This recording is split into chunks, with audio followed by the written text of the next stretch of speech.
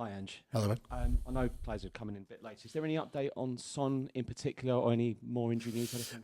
No, nothing really. Sort of the last update I got was late last night, and he was a bit sore after the game, obviously. The extent of it, we kind of need to see how he recovers today. There was a couple of others with some knocks, but I don't think anything else significant.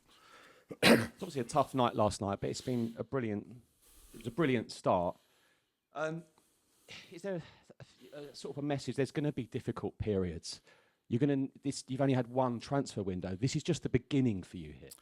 Yeah, but I think I've been consistent in saying that when things were going well. But I don't think it was a brilliant start. A brilliant start would have been last night, like like I said in other games, is to take advantage of the dominance we have in games, and we're not, and it's keeping the oppositions in the game, and especially in the second half, we had a couple of defensive lapses, which a team like West Ham will always punish you. So, the football, for it to be brilliant, it's got to be there in its entirety. And, I don't know how many times I've said here, I still think our front third, we've got a lot of work to do. And unfortunately, that's costing us at the moment in terms of results.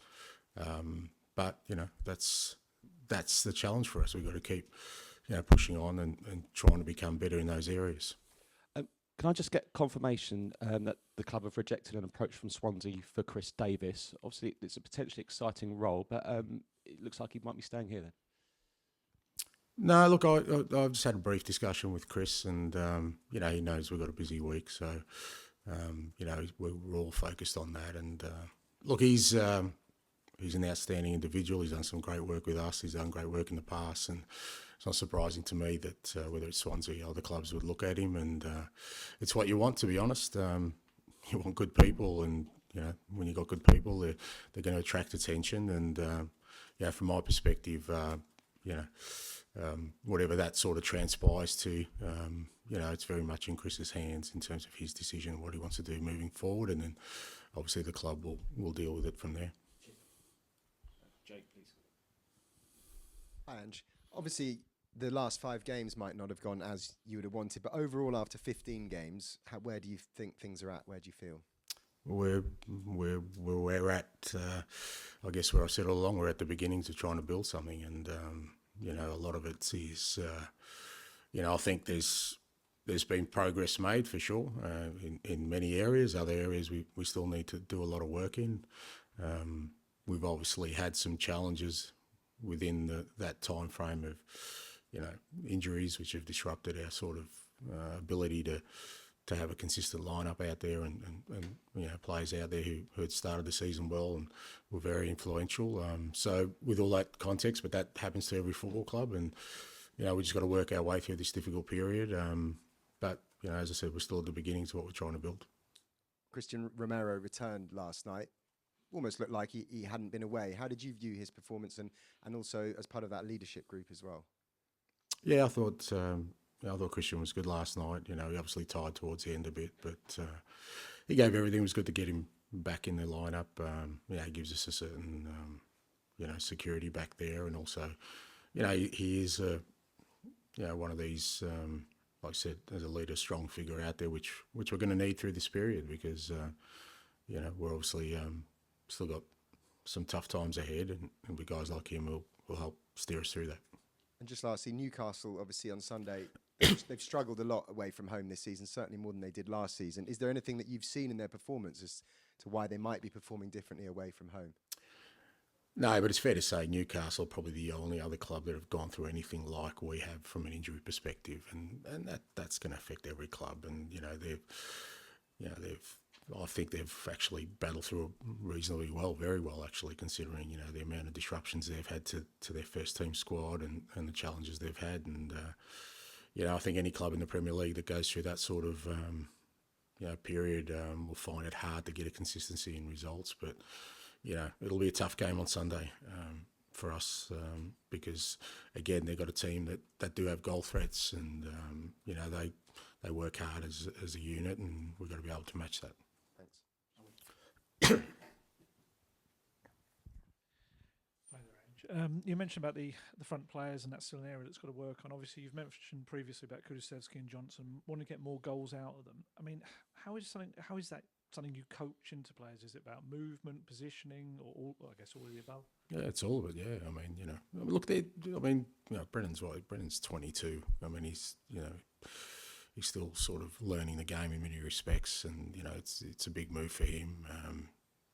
Kulusevski, similar. He needs to sort of develop that side of the game, but it's like anything else. You just got to keep working at it, and it's not just them. It's us as a team. The opportunities just didn't fall for them last night. It was other players in those areas, and like I said, we lack some real conviction as we have in previous games. I think from the start of the season, though, I don't think we've rewarded our dominance with goals. Even in the games we've won, we haven't really converted the opportunities or created the chances that our play should have. So as I said, that's still the area where we've got a hell of a lot of work to do. Obviously, with that conviction and creativity as well, would that be an area maybe in January to look to bring in someone with that kind of those attributes? Well, it's not easy because, again, you when you're talking about the finished product, you know what that's going to cost in the market, and there aren't that many there. So, it's about developing our players here and giving them more sort of information and more room for them to continue to grow and understand the different options they have in those kind of areas. And some of it's just, like I said, experience of them being in those positions and us giving them the information to execute better the next time. And just on Chris Davies briefly, obviously he's done fantastic work for you so far this season, but with your experience of going into clubs, bringing in new coaches each time, does it make it easier to absorb a departure or not?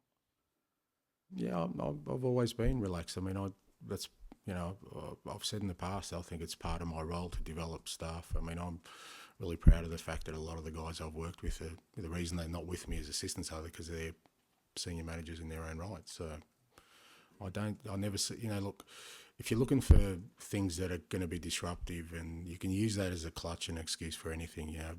We lost Harry Kane the day before the season started. There's a disruption. We've lost half a squad after one game. There's a disruption. If you let these things, there's always going to be. You can't work in a vacuum where everything is perfect. And for me, I've been relaxed in these kind of situations because I always believe that the environment will cover whatever sort of challenges we have if we get it right. So very quickly, Lo Celso, when he came off last night, was that just tiredness, or did he have a knock or anything, or just tactical? No, just sort of tactical. I just thought we needed some more legs in the midfield and try to change things up a little bit. Tim, please. Ange, in terms of returning players, is this pretty much it until the new year now, or are there some coming back? No, I think that's it. I mean, we obviously we got Pape a few minutes last night, and my understanding, him and Richie both sort of reported they were okay, but there won't be anyone else coming back between sort of now and the new year. You mentioned a few weeks ago how good training was and how fringe players were really pushing the first 11. With the amount of players you got out, does that naturally suffer in training, or are the levels still as you want? No, we're still sort of maintaining those levels. I still think our training's been good. It's had to get supplemented by younger guys coming in, so that sort of changes the dynamic a little bit. But in terms of what we've seen, the quality and tempo of our training still been, at the levels we need it to be. And George, to finish this section, please. Hi, Ange. You're obviously short of creative options, and last few home games in particular, you've sort of turned to the bench and brought on Valise. I wonder, has there been a temptation looking at Jamie Donnelly, even though he's only 17, 18, to sort of throw him on and see what he can do? Because I guess the one thing he's shown for the under-21s is that creativity this season.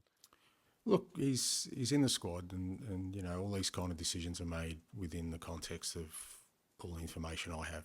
Players have an opportunity every day, to show what they can do and give me food for thought in terms of selecting. So if I'm not doing it, there's a reason why I'm not doing it, but that doesn't mean it doesn't change for next week or the week after.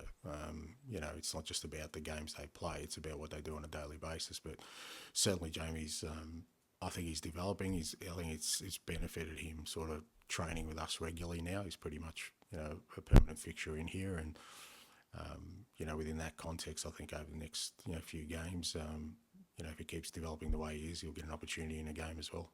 And obviously results are important, but it feels like everyone knows you're at the beginning of this journey, what you hope to be a long-term project. Does the 4 defeats in 5 bring extra pressure, or do you have to kind of focus on the long-term job? I guess neither on both. The pressure is the pressure. It's always there.